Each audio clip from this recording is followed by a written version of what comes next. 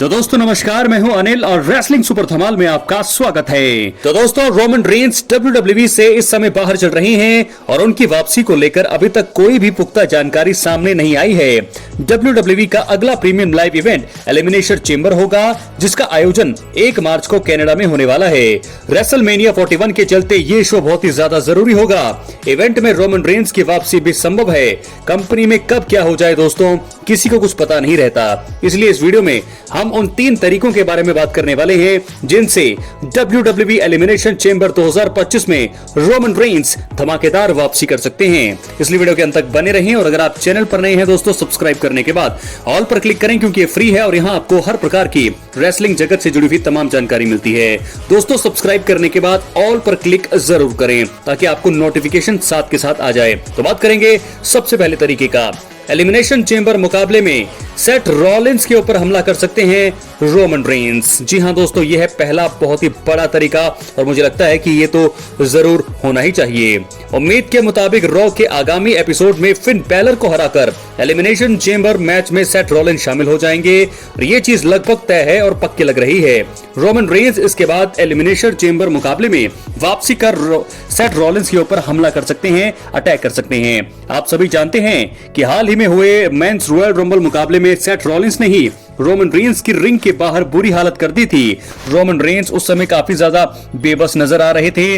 अब इस चीज का बदला वो एलिमिनेशन चेंबर मुकाबले में ले सकते हैं। रिपोर्ट में कहा भी जा रहा है कि रेसलमेनिया 41 में रोमन रेंस की टक्कर CM पंक और सेथ रॉलिंस से हो सकती है। तो ट्रिपल थ्रेट मुकाबला भी हमें यहाँ से देखने को मिल सकता है। अगर रोमन जो है एलिमिनेशन चेंबर में आते हैं तो सेथ रॉलिंस के साथ साथ वो CM पंक पर भी अटैक कर सकते हैं। इसकी भी संभावना बहुत ज्यादा बनी हुई है।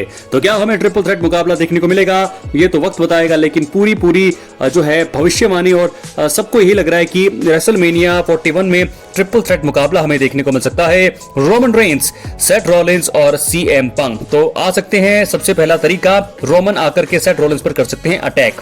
बात करेंगे दूसरे कारण का, दूसरे तरीके का। आपको बता दें farmer undisputed WWE champion Roman Reigns को एलिमिनेशन चेंबर मुकाबले में जोड़ा जा सकता है। जी हां दोस्तों, आपको बता दें कि जॉन सीना ने एलिमिनेशन चेंबर मुकाबले में एंट्री के लिए क्वालिफाइंग मुकाबला नहीं लड़ा। उन्होंने खुद ही इसका ऐलान कर दिया। मेंस रॉयल रंबल मुकाबले के अंत में जॉन सीना को जे उसो ने एलिमिनेट कर दिया था। यहाँ से जो मुझे लगता है रोमन रेंस भी ऐसा कर सकते हैं। पॉल हेमन अगले कुछ हफ्तों में WWE स्मैकडाउन में निक एल्डिस से रोमन रेंस को चेंबर मुकाबले में शामिल करने की मांग कर सकते हैं और जॉन सीना को मौका मिलने के बाद निक एल्डिस के पास रोमन रेंस को मैच में जगह देने के अलावा दूसरा कोई ऑप्शन बचेगा ही नहीं। तो जैसे जॉन सीना हमें देखने को दिखाई दिए कि उन्होंने ऐलान किया और वो हो गए सीधा ही एलिमिनेशन चेंबर में शामिल, तो रोमन रेंस भी ऐसा कर सकते हैं। बात करेंगे तीसरे और आखिरी तरीके का।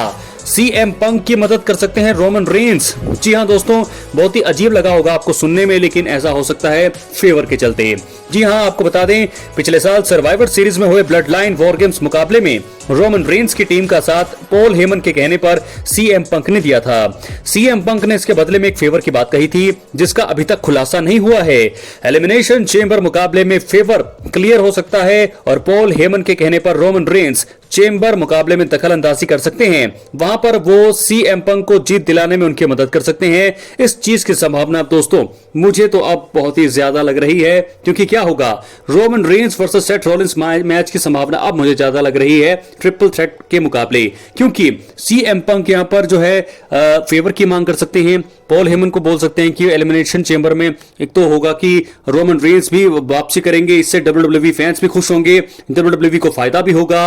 रोमन रेंस रिटर्न करेंगे चेंबर मुकाबले में, दखल अंदाजी करेंगे। CM पंक के कहने पर पॉल हेमन जो है रोमन रेंस को कहेंगे कि वो दखल अंदाजी करे। CM पंक को वो हिट नहीं करेंगे, CM पंक को वो अटैक नहीं करेंगे, वो अटैक करेंगे सेथ रॉलिंस पर, जिसके चलते वो मुझे लगता है बाद में वो जॉन सीना पर भी अटैक कर सकते हैं रोमन रेंस। तो इस सिचुएशन में CM पंक फायदा उठा सकते हैं और यहां पर जीत सकते हैं एलिमिनेशन चेंबर मुकाबला। और जैसा कि कुछ रिपोर्ट्स में कहा भी जा रहा है, CM पंक वर्सेस कोडी रोड्स मुकाबला हमें देखने को मिल सकता है एलिमिनेशन रेसलमेनिया 41 के मेन इवेंट में। तो क्या रोमन रेंस पॉल हेमन का फेवर यहां पर कैश इन करा सकते हैं सीएम पंक? देखने वाली बात होगी। क्या है आपकी राय? अपनी राय कमेंट बॉक्स में जरूर दें। चैनल पर नए हैं सब्सक्राइब करने के बाद ऑल पर क्लिक करें। दोस्तों अब हम बढ़ने वाले हैं अगली स्टोरी की तरफ जो जुड़ी है जेकब फाटू और सोलो सिकोवा से। तो दोस्तों आपको बता दें कि WWE में अब नई ब्लड लाइन की सिचुएशन कुछ खास नहीं लग रही है। जेकब फाटू अपना रास्ता अलग करने के मूड में है। मौजूदा मोमेंटम को देखकर अब लग रहा है कि वो बहुत जल्दी सोलो सिकोवा को धोखा देने वाले हैं।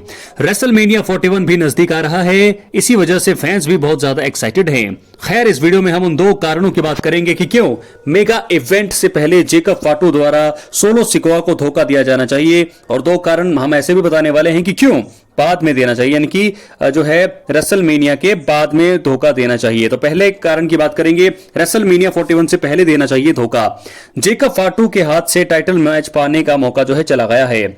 स्मैकडाउन के लेटेस्ट एपिसोड में ब्रॉन स्ट्रोमन, डेमियन प्रीस्ट और जेकब फाटू के बीच एलिमिनेशन चेंबर क्वालिफाइंग मुकाबला हुआ। जेकब फाटू मुकाबला नहीं जीत पाए। रेसलमेनिया 41 में कोडी रोड्स के खिलाफ उनका टाइटल मुकाबला पाने का जो सपना है टूट चुका है। और खैर इस मुकाबले में सोलो सिकोवा ने भी दखल अंदाजी करी। उनके एक्शन के कारण ही जेकब फाटू का ध्यान भटका। इस लिहाज से भी जेकब फाटू का अब उनको धोखा देना तो बनता है। बात करेंगे दूसरे कारण का, रेसलमेनिया 41 के बाद धोखा देना चाहिए। ऐसा क्यों? ब्लड लाइन की स्टोरी पिछले कुछ समय से लाइमलाइट में नहीं है। दोस्तों आपको बता दें कि रॉ के नेटफ्लिक्स डेब्यू एपिसोड के बाद से ही WWE ने ब्लड लाइन की स्टोरी पर ध्यान देना कम ही कर दिया है। अब फैंस की एक्साइटमेंट जो है कम हो गई है। अच्छे बिल्डअप के बाद अगर सोलो सिकोवा को जेकब फाटू द्वारा धोखा मिलेगा तो मजा आएगा, कंपनी को भी इससे फायदा होगा। और इसी वजह से भी रेसलमेनिया 41 से पहले उन्हें सिकोवा के ऊपर टर्न नहीं लेना चाहिए। बात करेंगे दूसरे कारण का, रेसलमेनिया 41 से पहले देना चाहिए क्यों? क्योंकि सोलो सिकोवा ने अपने दोनों साथियों को छोड़ा था अकेले। आपको याद होगा रॉ के नेटफ्लिक्स डेब्यू एपिसोड में रोमन रेंस के खिलाफ ट्राइबल कॉम्बैट मुकाबले में मिली हार के बाद सोलो सिकोवा की सिचुएशन अच्छी नहीं रही। वो टीवी पर कम दिखाई दिए। इस दौरान जेकब फाटू और टामा टोंगा ने ही कमान संभाली। एक लीडर के रूप में आपको हमेशा अपने साथियों के साथ खड़ा रहना चाहिए, लेकिन सोलो सिकोवा ने ऐसा कुछ नहीं किया। जेकब फाटू इस बात से भी गुस्से में दिखाई दे रही हैं। ये एक वजह है कि रेसलमेनिया से पहले सोलो को जेकब फाटू द्वारा धोखा यहां पर दिया जाना चाहिए। मुझे तो लगता है दोस्तों, अगर आप मुझसे पूछें, रेसलमेनिया 41 में इनके बीच मुकाबला होना चाहिए और उससे पहले ही टर्न करना चाहिए यहां पर जेकब फाटू का सोलो सिकोवा के ऊपर। बात करेंगे आखिरी कारण का, रेसलमेनिया 41 के बाद होना चाहिए क्यों? क्योंकि रोमन रेंस के सामने होना चाहिए बड़ा मोमेंट। तो दोस्तों आपको बता दें कि जेकब फाटू का सोलो सिकोवा को धोखा दिया जाना बहुत बड़ा पल होगा। उस समय अगर रोमन रेंस वहां पर मौजूद रहेंगे तो फिर सोचिए क्या होगा। माहौल पूरी तरह से बदल जाएगा। रेसलमेनिया 41 से पहले यह चीज संभव नहीं लग रही है, क्योंकि रोमन रेंस इस समय WWE से बाहर हैं। उनकी वापसी की कोई समय नहीं, सीमा जो है अभी नहीं है। इस लिहाज से भी ये काम अब रेसलमेनिया 41 के बाद ही होना चाहिए। तो दोस्तों दो कारण मैंने आपको बताए हैं कि क्यों जेकब फाटू को सोलो सिकोवा को टर्न धोखा दिया जाना चाहिए रेसलमेनिया 41 से पहले, और दो कारण मैंने आपको वो भी बताए हैं कि क्यों देना चाहिए 41 के बाद। तो आपको क्या लगता है, क्या है आपकी राय? अपनी राय कमेंट बॉक्स में जरूर दें। चैनल पर अगर आप नए हैं सब्सक्राइब करने के बाद ऑल पर क्लिक करें। तो दो स्टोरीज मैंने यहां पर कवर करी हैं। पहली स्टोरी में मैंने आपको बताया है कि किस प्रकार 3 तरीके जिसके जरिए रोमन रेंस एलिमिनेशन चेंबर में सरप्राइज एंट्री कर सकते हैं या मुकाबला लड़ते हुए भी हमें दिखाई दे सकते हैं कि 3 तरीके कौन से हैं। क्या वो सेथ रॉलिंस पर अटैक करने आएंगे, क्या वो सीएम पंक को जिताने आएंगे, या फिर वो क्या करेंगे। और अगली वीडियो में हमने कवर किया है जेकब फाटू और सोलो सिकोवा की राइवलरी को, क्योंकि यहां से राइवलरी जो है मुझे लगता है शुरू हो गई है और अब बनता तो है एक दूसरे पर हमला करना। जेकब फाटू का एक अटैक अगर सोलो पर होता है तो वहां से चीजें पूरी तरह से बदल जाएंगी और रेसलमेनिया 41 में हमें वो देखने को मिलेगा जो हम काफी टाइम से देखने की सोच रहे थे। तो अब रेसलमेनिया 41 में ये मैच तो मुझे कंफर्म लग रहा है, सोलो सिकोवा वर्सेस जेकब फाटू। एक मुकाबला तो आप ये नोट कर लीजिए, और दूसरा मुकाबला Roman Reigns versus Seth Rollins का हो सकता है, या फिर रोमन रेंस, सेथ रॉलिंस या सीएम पंक का। अपनी राय कमेंट बॉक्स में जरूर दें। चैनल पर नए हैं सब्सक्राइब करने के बाद ऑल पर क्लिक करें, क्योंकि फ्री है और यहां आपको हर प्रकार की रेसलिंग जगत से जुड़ी हुई तमाम जानकारी मिलती है। बहुत बहुत धन्यवाद।